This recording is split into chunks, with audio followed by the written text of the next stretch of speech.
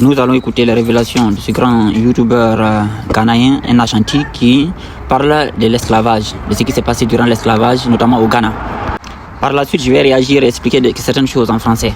Mais écoutez d'abord, après on en reparle. You know, the transatlantic slavery, people think that the people that were taken to the Caribbean were mostly Ashantis. No, it was actually the Ashantis that were capturing people. So they were capturing people from the north of Ghana. You know, other places, the Salaga market. Yeah. So they catch you from the Salaga side. They walk you down all the way to Cape Coast, where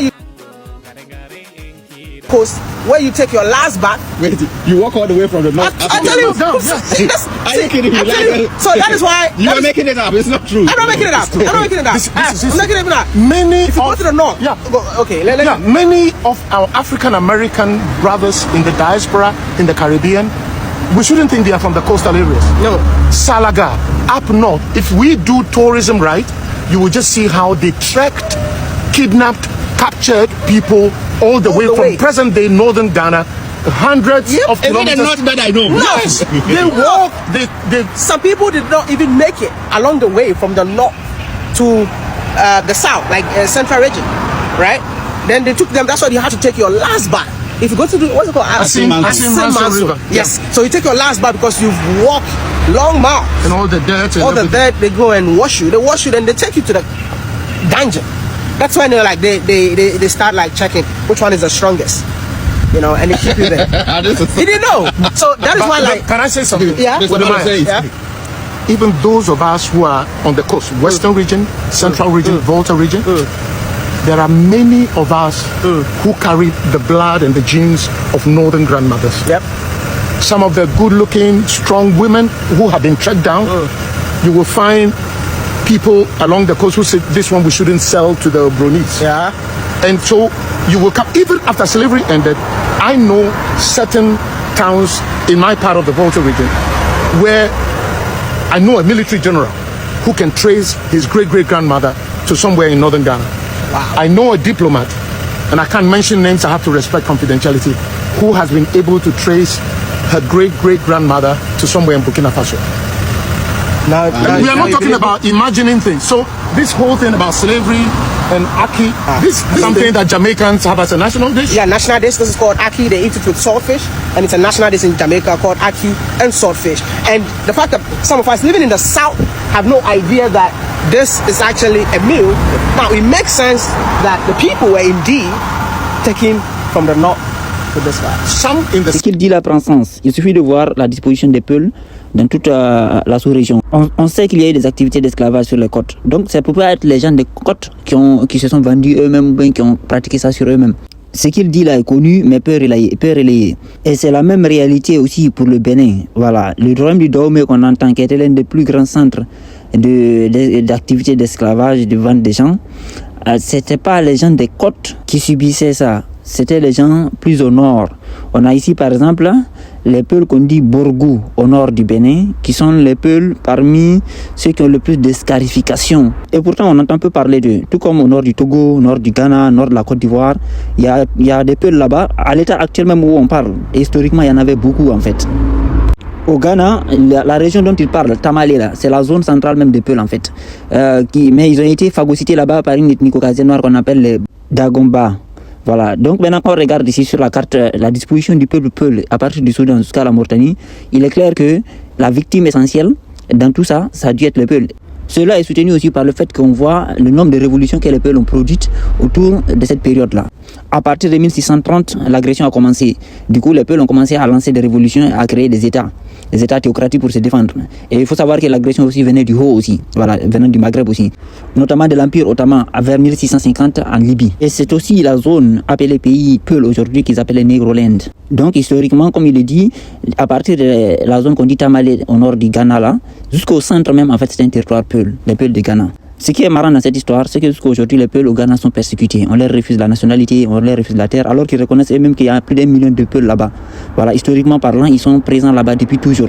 Ça veut dire que les mêmes victimes que eux-mêmes ils reconnaissent, les mêmes peuples que eux-mêmes reconnaissent avoir persécuté, les persécutent encore aujourd'hui, tout comme au Mali, au Burkina, au Niger, on persécute toujours le même peuple en fait, qu'ils ont combattu durant la colonisation, qu'ils ont combattu au temps de l'invasion première aux alentours de 1600.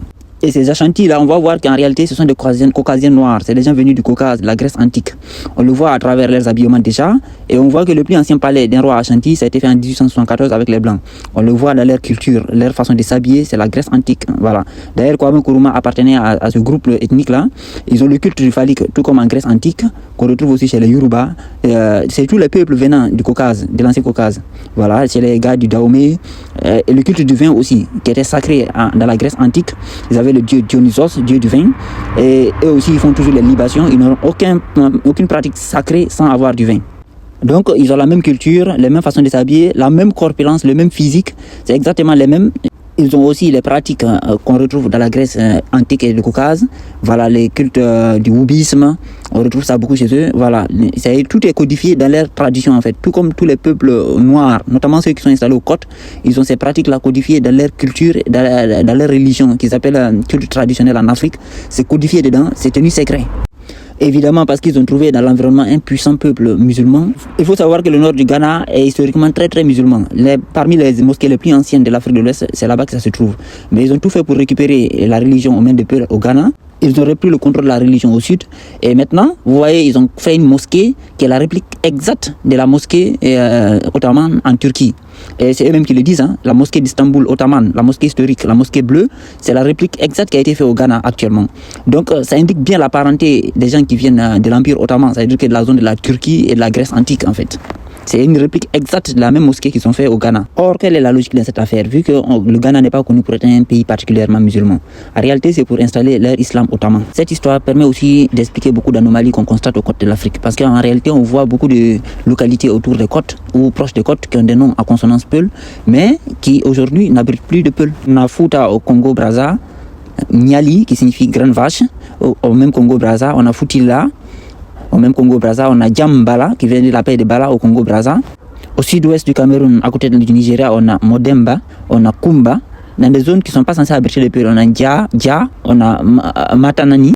Et de l'autre côté de la frontière, au Nigeria, on a Calabar, là où les populations qu'on appelle les Efik sont venues s'installer. Voilà, là on appelle Cross River. Juste à côté du Cameroun, là où la population qu'on appelle Efik. Et la zone avait été appelée Calabar par Djogo Kao. Djogo Kao, c'est un nom typiquement peul qui signifie oncle Djogo. Maintenant, le gars, il a appelé là-bas Calabar, qui signifie tous les barils. Maintenant, aujourd'hui, où sont tous ces barils qui étaient dans cette zone-là avant? On a le même scénario en Guinée, en Afrique de l'Ouest par exemple, là où les Malinké de Guinée qui colonisent aujourd'hui la Guinée sont installés. En fait, là-bas, c'était des gens qu'on appelait les Maures, des peuls qu'on appelait les Maures qui étaient là-bas. Les noms les plus anciens dans la région des consonances peuls comme Saraya, eux ils sont centrés dans la zone où on appelle Sigiri, mais on peut voir Saraya, Fulata, Malena, qui sont tous des noms à consonance peul. Saraya, Fulata, Tomboko, tout ça ce sont des noms à consonance peul. Mais où sont ces morts là aujourd'hui? Où ils sont? Puisque aujourd'hui il y a que des Malinké là-bas. De même au sud du Cameroun vers la frontière avec la Guinée équatoriale et le Gabon, on retrouve des noms à consonance peul comme Dialobo. Dans les mêmes zones, on a des concentrations de noms peuls, comme ici Beng, Djoum, Diop, qu'on retrouve au Sénégal en fait, des peuls qui ont ces mêmes noms au Sénégal. Ici, on retrouve dans la même zone, la même concentration de noms, ce qui est improbable en fait. Et ça, c'est dans la zone frontalière avec le Gabon et la Guinée équatoriale. De même, on a la zone qu'on appelle Kumba, qui n'est pas familier des peuls du Cameroun, mais qui est très familier aux autres peuls. De même, au sud du Nigeria, on a par exemple Liptaka, qui fait référence au nom de Liptako, on a Kula. Au sud du Nigeria, on a le Kumba, là c'est le deuxième nom de filles chez les peuls. On a Samba, on a Djoum, ça c'est au Cameroun là. Voilà, les Diop, ce que j'ai montré tout à l'heure. On a Beng, qui est écrit Beng, parce que c'est des Allemands. Dialobo, qui sont deux prénoms peuls. La réserve de Dja, c'est là-bas que les Pygmées sont actuellement. On a Sidibé, on a Dja, ça c'est le côté Nigeria. On a Baro, ça c'est le centre-sud. On a Djerebe, qui est au sud du Bénin. Adjara, qui est au sud du Bénin. On a Dabe, qui est au sud du Bénin. Tout ça, ce sont des noms peuls. Banibe, qui sont vers le sud du Bénin. Djabata, qui est au Bénin.